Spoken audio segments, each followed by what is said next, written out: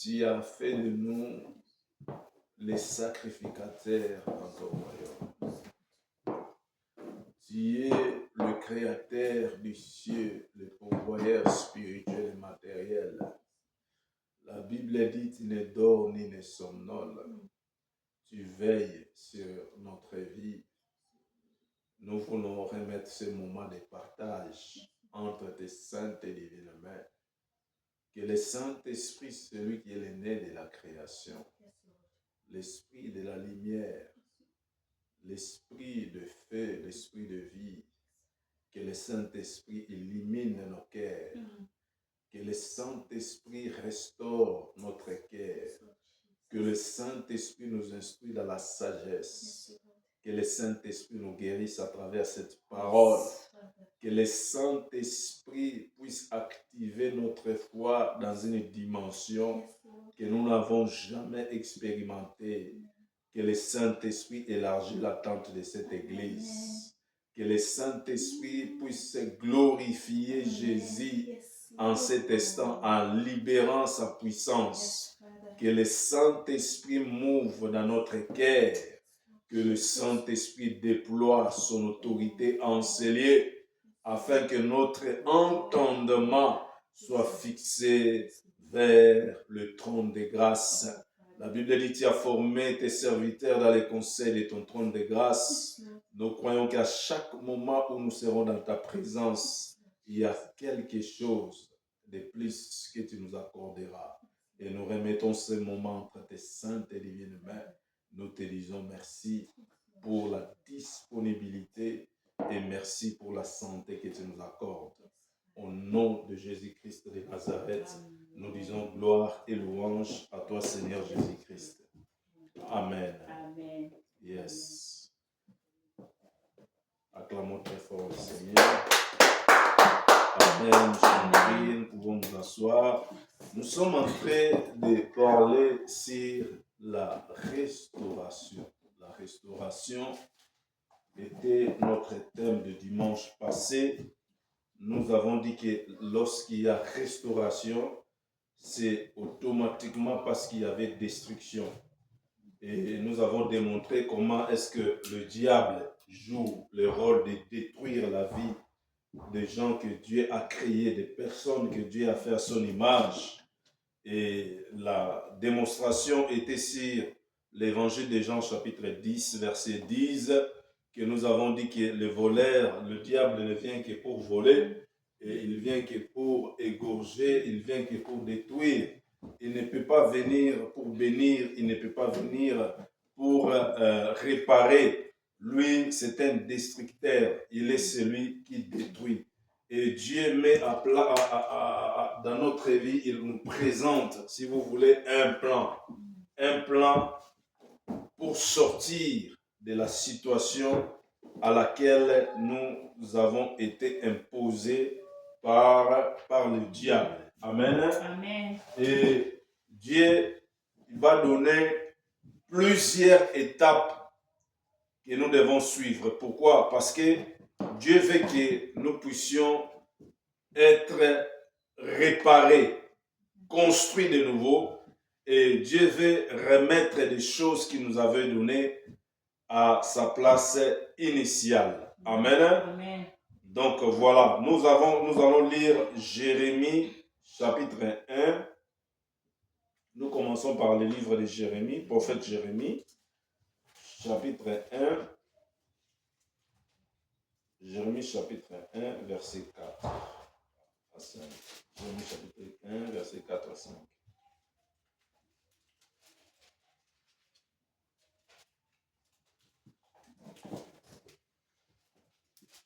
Jeremiah chapter 1, verses 4 and 5. The word of the Lord came to me, saying, before I formed you in the womb, I knew you. Before you were born, I set you apart. Yes. I appointed you as a prophet to the nations. Amen. Amen. Donc ici, nous voyons que c'est Dieu qui est l'architecte. C'est Dieu qui énumère, c'est Dieu qui produit le plan. les plans de notre existence. Et ici, Dieu rappelle à Jérémie ce que nous appelons la prédestination. Donc, la prédestination. Donc, la prédestination, c'est ce moment où Dieu dispose un plan qu'il veut mettre en action, mais il doit prévoir des éléments qui seront comme des acteurs pour la réalisation de ces plans. C'est ce qu'on appelle la prédestination. Donc, la Bible dit, c'est Dieu qui annonce à Jérémie, avant que tu isses formé. Qui est-ce qui forme? C'est Dieu qui crée, c'est lui qui forme. Dans le ventre de ta mère, je te connaissais comment? C'est dans la préscience, dans l'esprit de Dieu. Dieu avait déjà établi l'existence de Jérémie. Il a dit, je te connaissais. Parce que celui qui crée, il a la connaissance de ce qu'il fait. Maintenant, pendant qu'il parle à Jérémie, il est en train de rappeler à Jérémie, avant même que tu sois dans le ventre de ta mère, moi je te connaissais. Comment est-ce qu'il a connu Jérémie? Parce qu'il a établi dans sa présence l'existence de Jérémie. Amen. Amen. Et il dit ceci, avant que je t'aie formé d'abord dans le ventre de ta mère, je te connaissais. Il y a des choses. Il y a former et connaître. Et avant que tu fisses sorti dans le sein de ta maman, je t'avais déjà consacré. Ça, c'est dans le domaine de plan. Dieu étant qu'architecte, il met tous les éléments en place. Il choisit, il dispose, il organise les plans de l'accomplissement de ce qu'il veut faire. C'est comme un architecte, avant de construire un bâtiment, il doit avoir la conception, l'idée, et il doit former un plan. Il doit mettre ces plans en exécution. Et pour mettre ces plans en exécution, il aura besoin de certains éléments qui vont mener à l'accomplissement les projets qu'il a. Parce que ici, ce qui est important, c'est le projet de Dieu. Amen. Amen. Peu importe ce qui nous arrive, peu importe l'action du diable dans notre vie, et tout ce qui se passe dans notre vie, c'est un film. Amen. Amen. Mais celui qui est l'auteur principal de toutes ces choses-là, c'est Dieu lui-même. Et il dit à Jérémie, avant que tu ne fisses sortir du sein de ta maman, je t'avais déjà consacré. Cela veut dire, ce qu'un homme aura sur la terre, c'est ce qui lui a été donné dans le ciel. Amen. Amen. Donc Dieu a préparé le ministère de Jérémie, non parce qu'il était devenu prophète, mais parce qu'il a été déjà élu comme étant prophète pendant que Dieu était en train de le former, avant même qu'il soit dans le ventre de sa maman.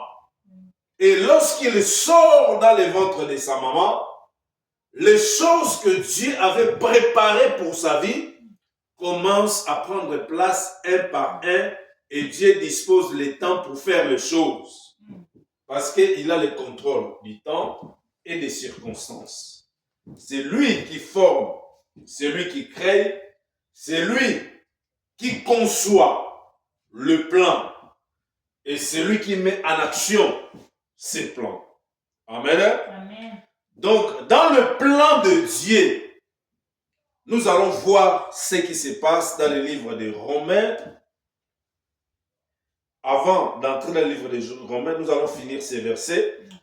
La Bible dit, avant que tu fisses sortir de son sein, je t'avais déjà consacrer. Donc, la consécration, c'est ce qu'on appelle la mise à part. Amen. Amen. Dieu met à part Jérémie. Il met à part Jérémie parce qu'il a un projet sur Jérémie. Donc, il doit les consacrer. La chose qu'on consacre, la personne qu'on consacre, aux yeux de Dieu, c'est une personne sacrée. Une personne sacrée. Une personne choisie et une personne spéciale pour Dieu. Lorsqu'on est sacré, cela veut dire on est oint par Dieu pour une mission à accomplir. Amen. Amen. Et Dieu ne se limite pas là. Il dit, je t'avais consacré, je t'avais établi prophète des nations. Il y a 4 dimensions. Il y a 4 dimensions. La première dimension, Dieu l'a formé. Et Dieu a dit, je ne t'ai pas seulement formé, mais je te connais. Amen. Amen. Donc, il faudrait que Dieu puisse connaître la personne que Dieu a à faire avec lui. Amen. Amen. Si une personne n'est pas connue de Dieu, il ne peut pas être utile pour Dieu et il ne peut pas faire des choses au nom de Dieu. Amen. Amen. Il faut que la personne soit d'abord formée dans la préscience. Il faut que la personne soit formée. Pourquoi? Parce que Dieu a un plan pour cette personne. Et notre présence ici sur terre, nous sommes ici, nous avons une mission. Nous ne sommes pas venus ici comme tout le monde. Chaque personne que Dieu a créée a établi sur cette personne un mandat à accomplir et il lui a donné une mission. Donc, c'est à nous de comprendre, de savoir ce que Dieu veut faire avec nous. Amen. Amen. Et la Bible dit ceci, il n'a pas seulement formé Jérémie, il connaissait déjà. Et dans le verbe connaître, nous voyons la profondeur du savoir. C'est-à-dire, Dieu, en créant Jérémie, il savait ce qu'il était en train de faire. Amen. Amen. Et la Bible dit encore, non seulement il ne connaissait Jérémie, il dit encore dans la 3e dimension, il dit ceci, j'étais consacré. C'est-à-dire, il y a l'action, ce qu'on appelle la mise à part. La mise à part, le fait de mettre quelqu'un à part, qu'il devient spécial pour lui, et cette personne, non seulement il est mis à part, mais il devient sacré pour Dieu. Amen. Amen. Et la 4e des choses, Dieu dit, j'étais établi. Donc, tu vois qu'il y a des choses, des étapes à franchir dans le plan que Dieu dispose. Dans le plan que Dieu dispose. Tu vois, les démarches que Dieu produit et la finalité de cette démarche nous amène à la restauration. Amen. Amen. À la restauration. Pourquoi? Lorsque Dieu envoie son serviteur, lorsque Dieu a une mission avec son serviteur, c'est que quelque part il y a un problème. Dieu ne peut pas envoyer son serviteur, Dieu ne peut pas mandater une personne pour aller faire un travail là où il n'y a pas de problème, là où il n'y a pas de soucis. Toute personne que Dieu a appelée a toujours eu une mission.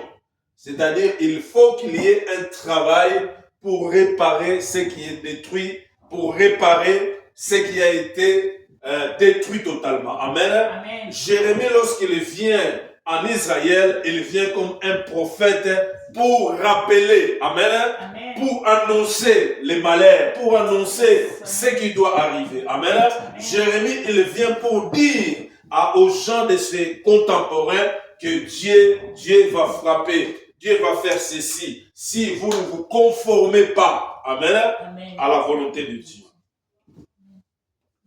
Nous avons 4 plans que Dieu met en place. Nous allons lire ça dans le livre de Romains, Romains chapitre 8, verset 30. Épître de Romains chapitre 8,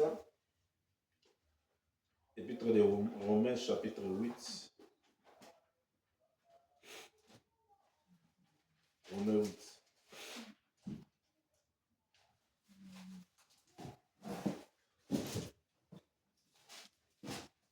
Romans chapter 8, Yeah. verse 30. I'm going to read it. Romains chapitre 8, verset 30.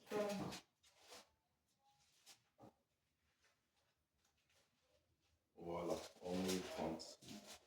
Romans Tu chapter peux lire en anglais? verse 30. I'm going to read in English. Mm. And those he predestined, he also called. Those he called, he also justified. Those he justified, he also glorified. Amen. Amen. Donc nous avons 4 étapes dans le plan de Dieu. Amen. Amen. Et les 4 étapes dans le plan de Dieu, le premier c'est la prédestination. La prédestination. Lorsqu'on dit que c'est qu'un homme aura sur la terre, c'est ce qui lui a été donné. Tout ce que nous sommes en train de faire, si ce n'est pas dans la prédestination de Dieu, nous sommes en dehors de la volonté de Dieu et nous allons tourner en rond. Tu comprends un peu?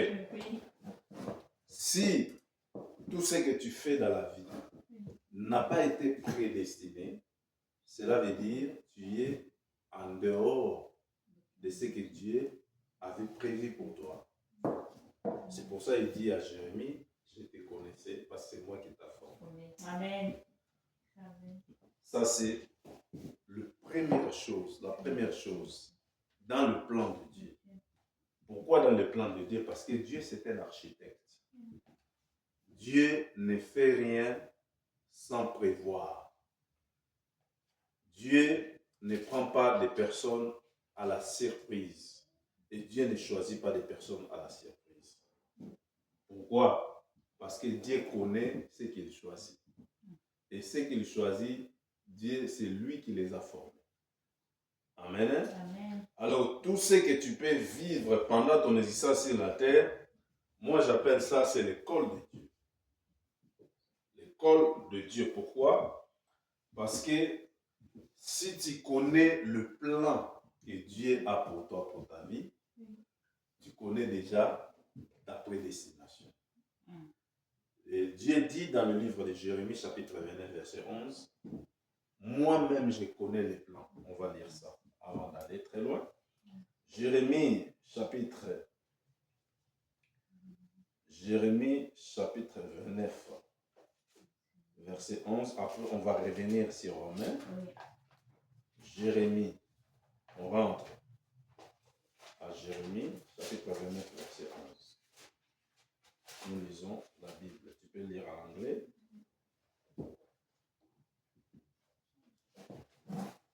Merci Saint-Esprit. Jeremiah 29, verse 11. For I know the plans I have for you, declares the Lord. Plans to prosper you and not to harm you.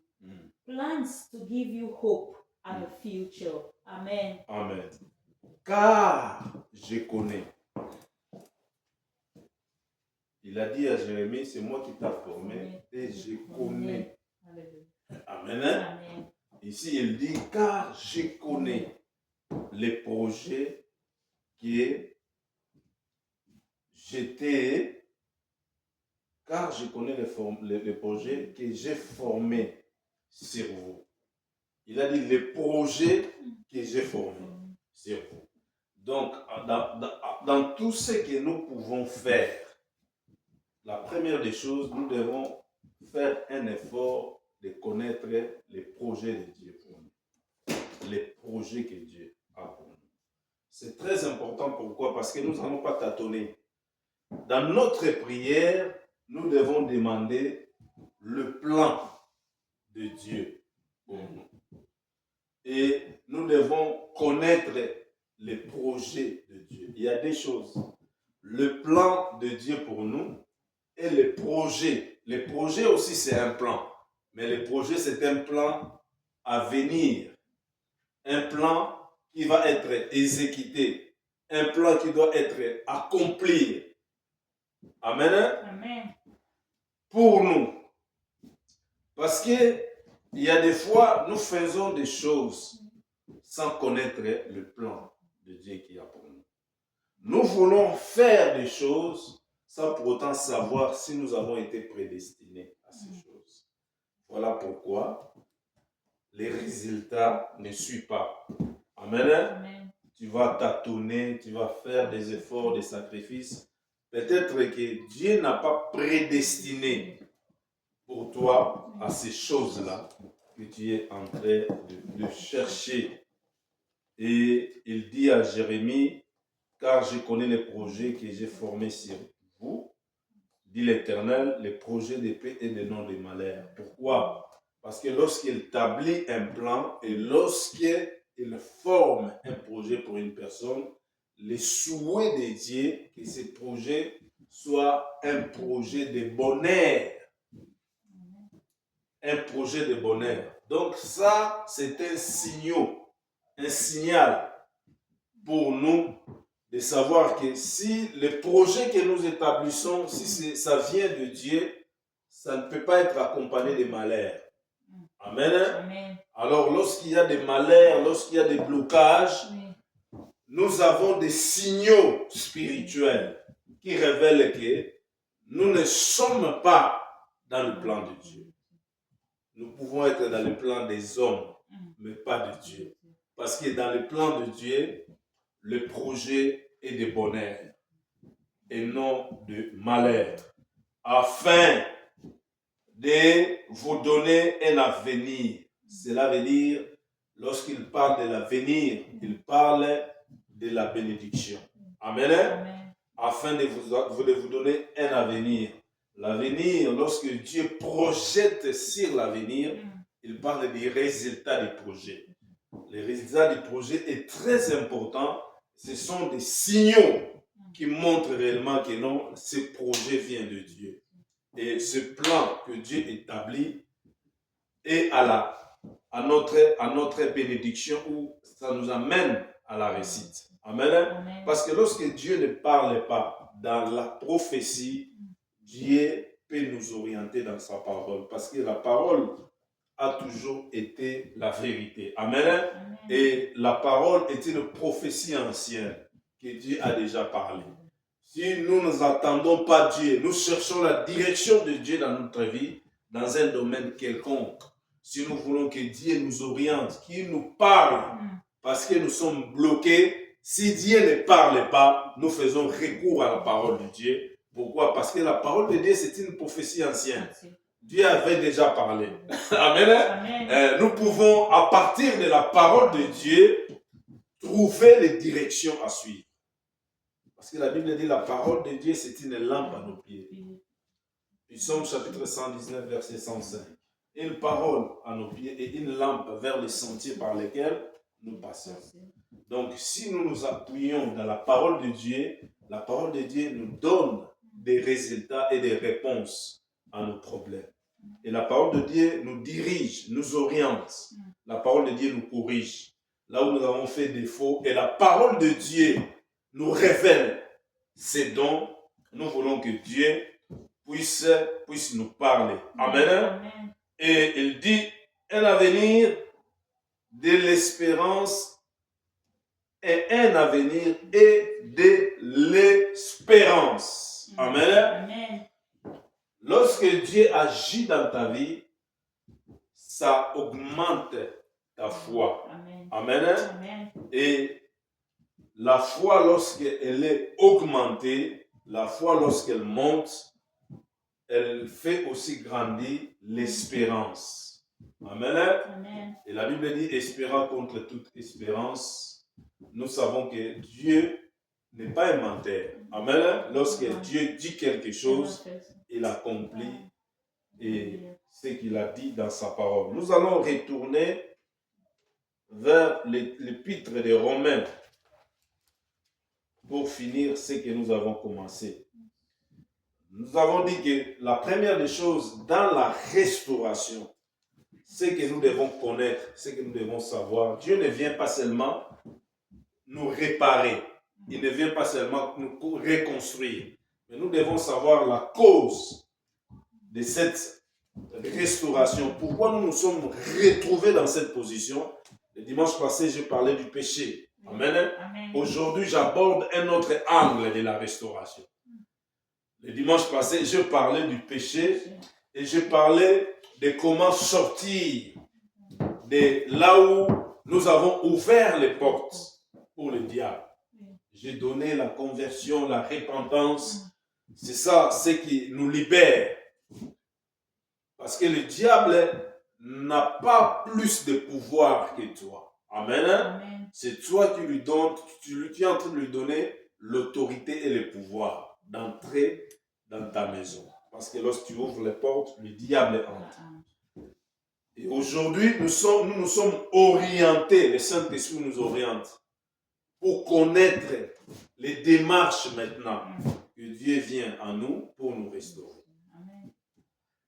Romains chapitre 8, verset 30, on a dit, « Et ceux qu'il a prédestinés, il les a aussi appelés. » Lorsqu'il dit à Jérémie, « Je te connaissais », c'est dans sa préscience. Amen. Amen. Donc, il ne peut pas connaître Jérémie s'il n'avait pas formé Jérémie. Amen. Amen. Donc, la prédestination, c'est le plan établi de Dieu dans la vie d'une personne, mais dans sa préscience. La préscience, c'est avant la connaissance. Parce que la science, c'est la connaissance, c'est le savoir. Mais lorsqu'on parle de la préscience, on parle de ce qui précède la connaissance. Avant que tu sois connu, Dieu t'avait déjà établi. Amen. Amen. Ça, c'est la profondeur de la spiritualité. Dieu t'avait déjà connu dans sa préscience. Il t'avait déjà préparé dans son esprit. Que ma fille, mon fils sera un tel. Voilà. Ça, c'est dans le domaine de la prédestination. Et la Bible dit ceci, car ceux qu'il a connus, non. Et ceux qu'il a précédés, il les a aussi appelés. Quelqu'un ne peut pas dire qu'il est appelé de Dieu sans qu'il soit prédestiné à ces choses. Dieu appelle des gens qu'il a déjà formés dans sa présence et qu'il a déjà préparés. Amen. Amen. Parce qu'il ne peut pas t'appeler à faire quelque chose s'il ne t'avait pas destiné à cette chose. C'est pour ça qu'on est obligé, avant d'entreprendre un projet, quelque chose, de savoir si c'est dans les plans de Dieu. C'est là où est le problème de la consultation divine. Savoir consulter Dieu, c'est très important. Dans toute chose importante, nous avons le devoir de consulter Dieu, consulter Dieu dans notre prière, consulter Dieu en le cherchant dans la prière, dans la profondeur, en demandant la direction divine. La direction divine. C'est très important. Tu ne vas pas patauger, tu ne vas pas aller ça et là, tu ne vas pas faire des choses avec l'intelligence et tu ne seras pas sûr de toi parce que tu ne sais pas là où tu vas et là où tu es venu. Amen. Amen. Et la Bible dit ceci, et ceux qui les a appelés, il les a aussi justifiés.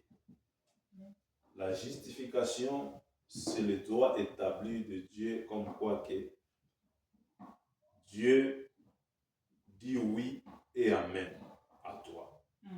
Amen. Il est d'accord avec toi.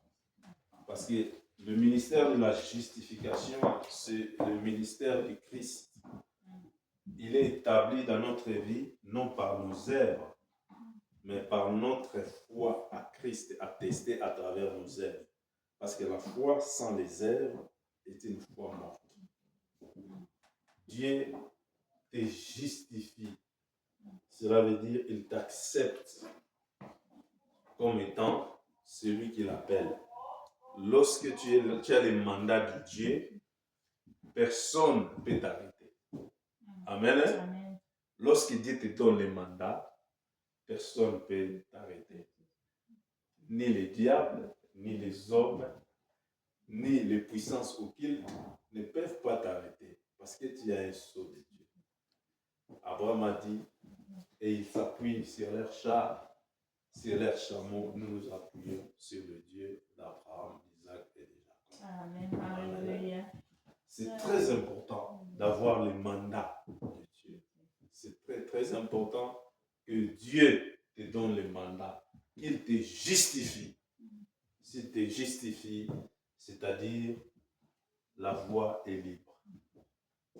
Tu peux rencontrer des obstacles, mais parce que tu as les mandats de Dieu, tu iras jusqu'à la fin de ta mission. Amen. Amen. Amen. Et la Bible dit ceci, ceux qu'il a appelés les a justifiés et ceux qu'il a justifiés, il les a aussi glorifiés. Amen. C'est là, nous allons dans le verset de Jérémie chapitre 29, verset 11, il dit, je connais les projets que j'ai formés sur toi. Ce ne sont pas les projets de malheur, ce sont les projets de bonheur, afin que ton avenir soit meilleur. Amen. Amen. Et que tu vives dans l'espérance. Donc, tu t'es fait entrer dans la glorification. La glorification est l'accomplissement de la grâce et de la promesse de Dieu dans ta vie. Dieu te paye, te remercie. Il te lève. Parce qu'après les épreuves, après l'école de Dieu, après être justifié, c'est l'étape de la glorification. Et dans l'étape de la glorification, c'est une étape où le Saint-Esprit devient ton ami. Le Saint-Esprit libère les choses. Le Saint-Esprit manifeste la gloire dans ta vie, dans tout ce que tu touches, dans tout ce que tu fais. Amen. Amen. Et nous voyons que ça, c'est la démarche que Dieu utilise dans la restauration.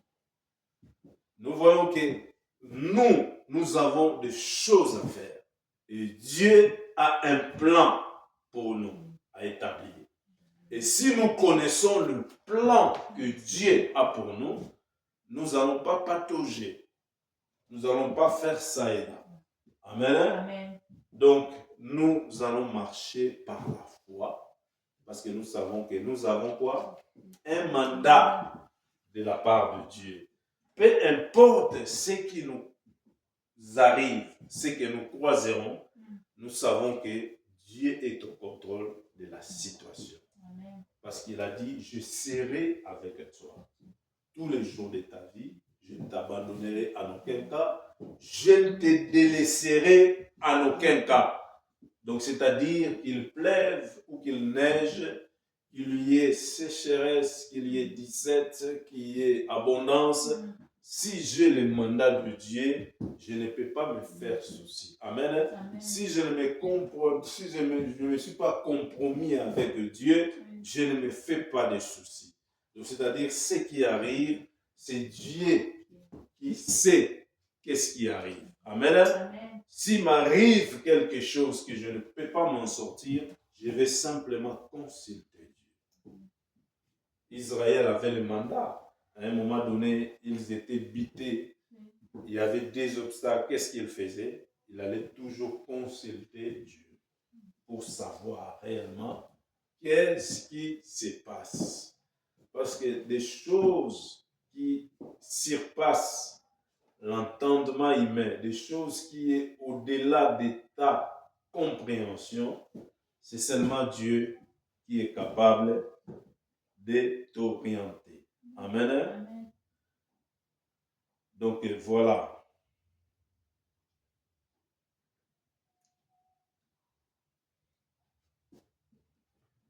La troisième chose, nous allons parler du modèle que Dieu utilise pour que tu puisses comprendre les choses. Avant de parler de ce modèle,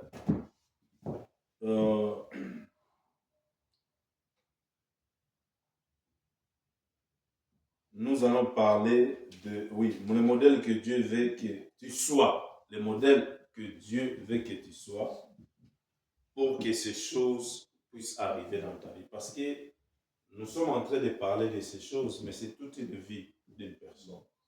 Ah, il est né, la personne est née, il a grandi jusqu'à ce qu'il va mourir et devait vivre ces choses-là entre la mort et la naissance. Amen. Amen. Le cycle de vie, la naissance et le cycle de vie, c'est quoi? C'est la mort. Entre le cycle de vie de la mort et de la naissance, au milieu, il y a quel cycle de vie? Il y a 3 cycles de vie. Il y a la naissance. Une nouvelle naissance. Non. Le cycle de vie, ça n'a rien à voir avec la spiritualité. Le cycle de vie, c'est lorsque nous naissons. La naissance, c'est de 0 à 9 mois.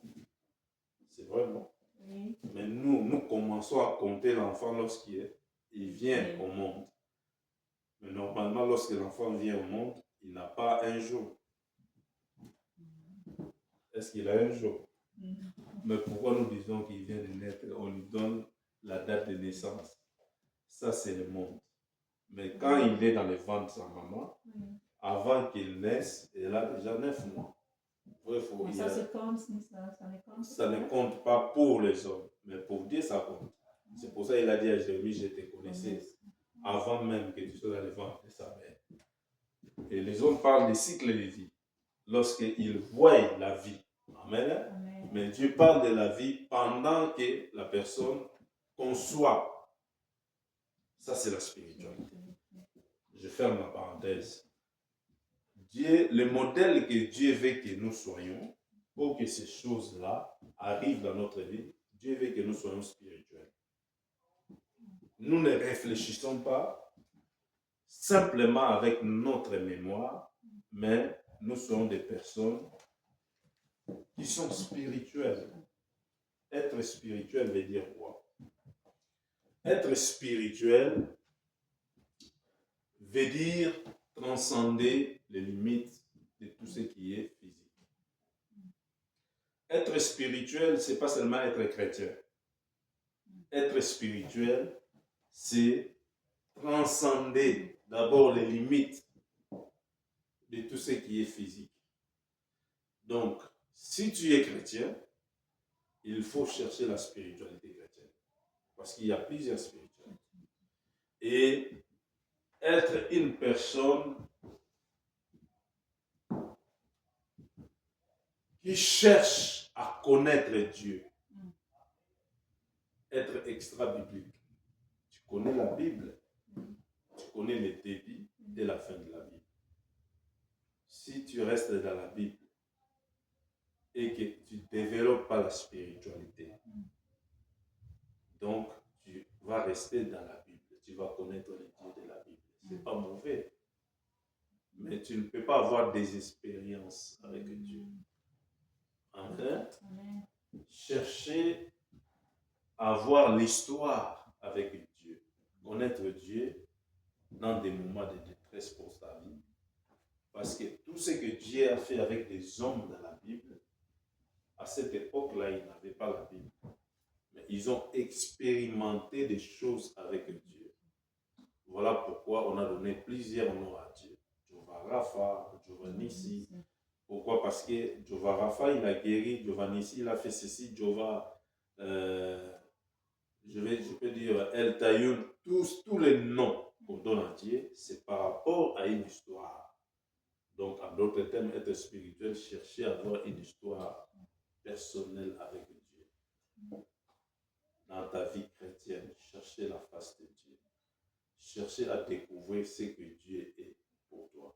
Amen. Amen. Dans les prières personnelles, individuelles, chercher que Dieu puisse te visiter.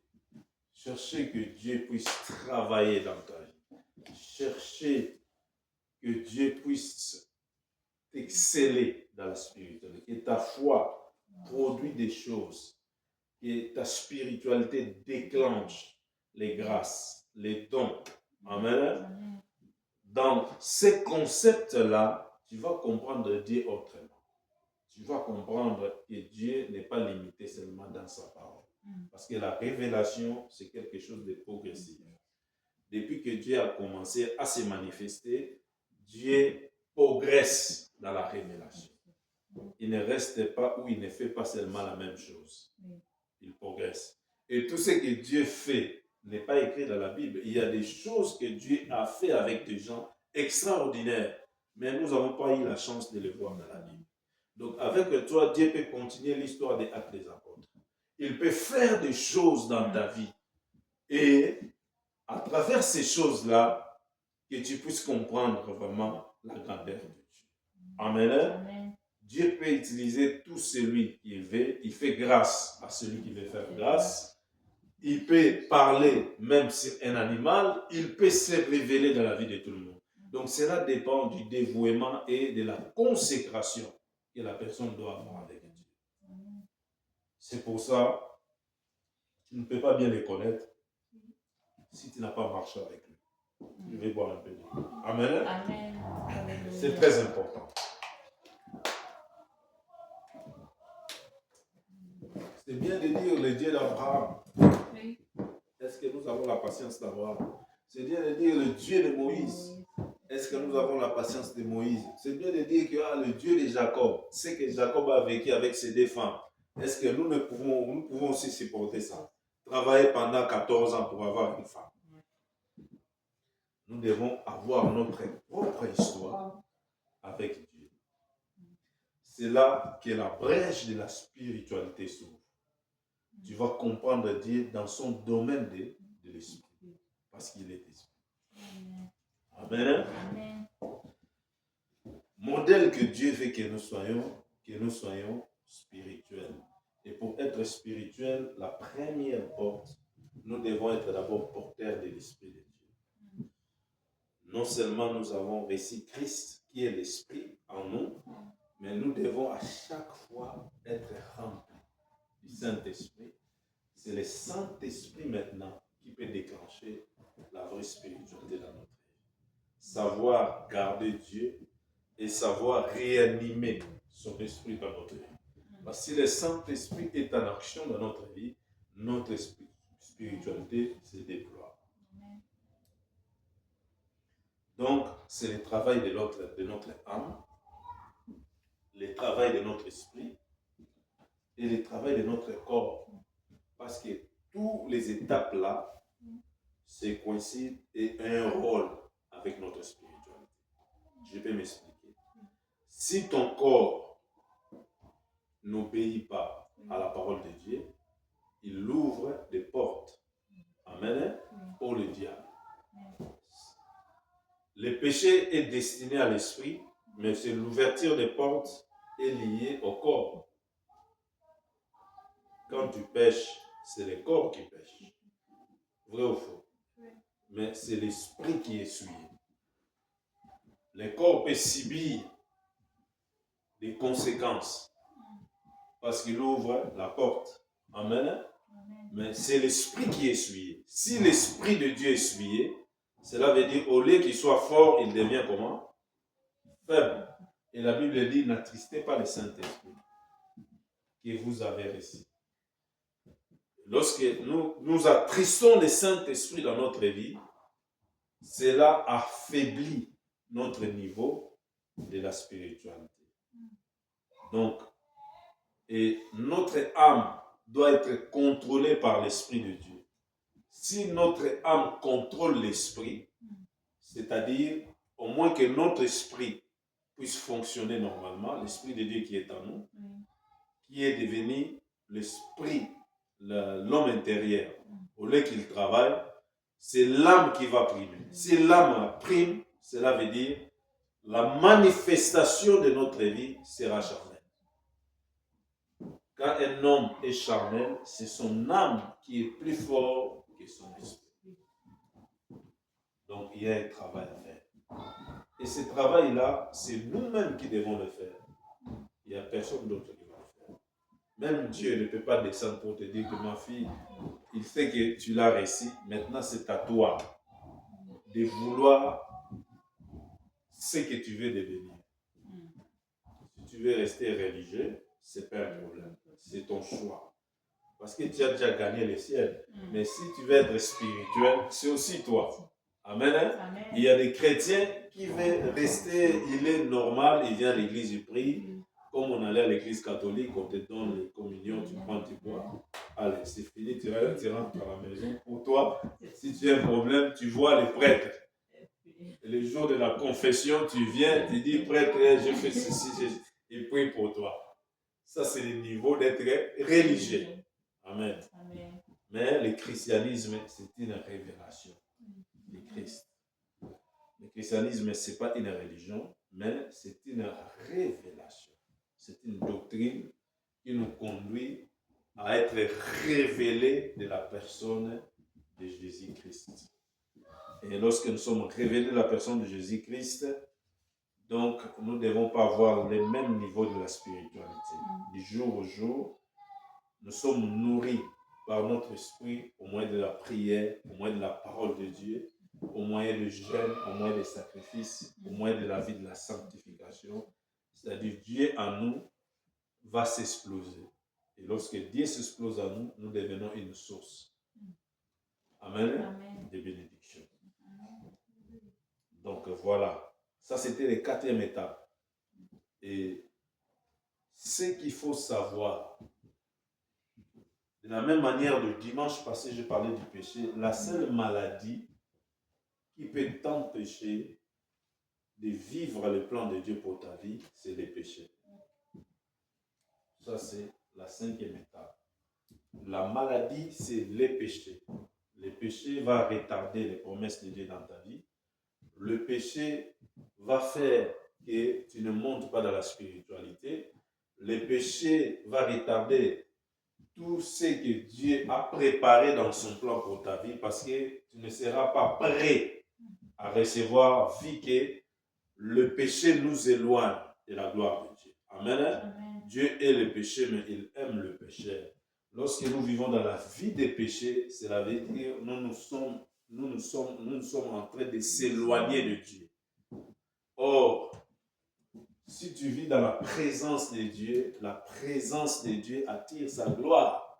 Et lorsque la gloire de Dieu est là, la gloire de Dieu, avant qu'elle arrive, la présence de Dieu manifeste cette gloire. Et lorsqu'elle arrive, elle arrive avec des bénédictions, de différentes sortes de bénédictions. Et le péché fait le blocage à la bénédiction, à la gloire de Dieu. Et le péché détruit ta relation avec Dieu. Il t'éloigne de Dieu. C'est la maladie à éviter et la maladie vraiment à faire face. Et pour éviter cette maladie dans notre vie, cela dépend de notre choix. Amen. Amen.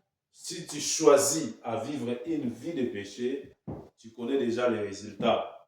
Mais si tu choisis à vivre une vie de sainteté et de la sanctification, tu connais aussi les résultats.